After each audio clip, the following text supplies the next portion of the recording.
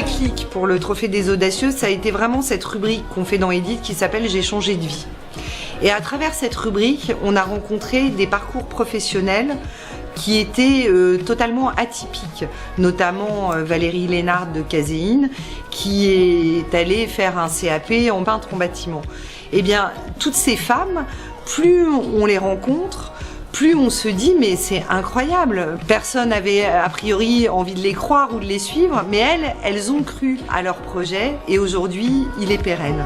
Est-ce que même lorsque j'ai mieux réussi, même lorsque j'ai des diplômes plus élevés, même lorsque mes expériences professionnelles sont mieux réussies que celles de mes collègues masculins, est-ce que j'ai vraiment l'audace? Mon entreprise et moi-même avons rejoint la région du Loiret il y a 3 ans pour pouvoir faire partie du marché économique et créer du réseau. Il m'a semblé intéressant de pouvoir postuler à ce concours. Moi j'ai vécu ça comme la remise des diplômes pour les Miss France.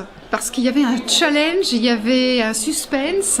Ce que j'ai ressenti, c'est une émotion très positive, une joie, une dilatation et vraiment c'est quelque chose de très chaleureux. J'ai trouvé que l'ambiance était bonne et que les femmes étaient mises à l'honneur et je trouve que pour ça c'était une belle soirée. Si on entend par audacieuse des personnes qui connaissent des limites mais qui décident de les ignorer, oui, je pense que je le suis dans l'âme, ouais, probablement. On a tous des rêves, mais on n'a pas tous l'audace d'essayer de les réaliser. Alors le premier prix revient à Fabienne Hermel.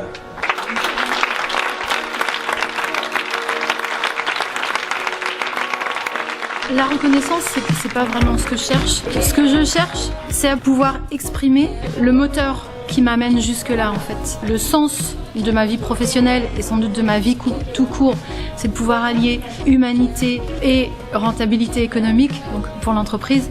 Et le fait de pouvoir l'exprimer en toute légitimité, c'est quelque chose d'important. Une fois qu'on arrive à cette soirée, on se dit mais finalement oui, tout ce travail, tous ces découragements, toutes ces journées où on se lève très contente de pouvoir se mettre au travail parce que j'adore ce que je fais, eh bien c'est récompensé. Et pour ça, je pense que ça valait la peine d'être vécu.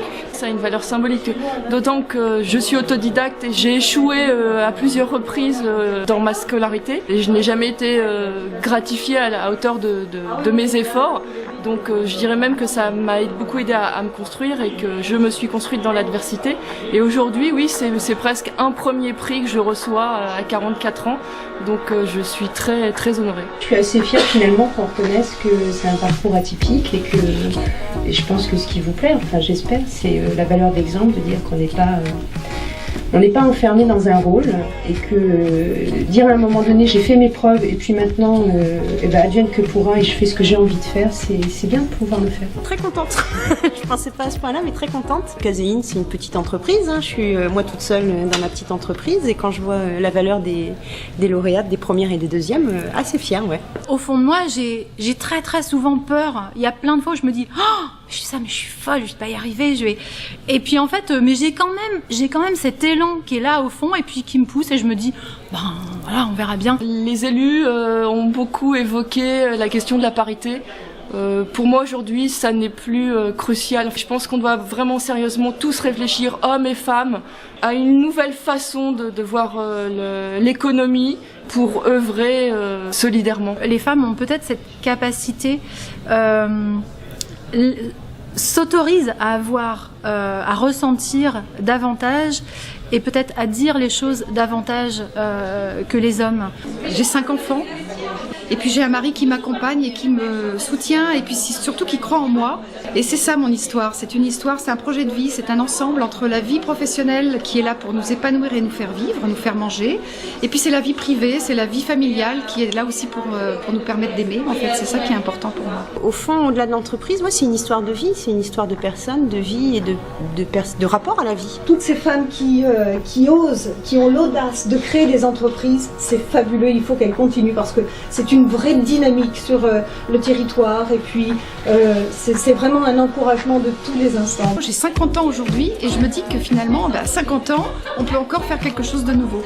Et rien que pour ça, ça vaut la peine de le faire. Je me sens audacieuse et je sens en moi une part d'inconscience parce qu'en fait, sans inconscience, on ferait rien. C'est comme avoir des enfants.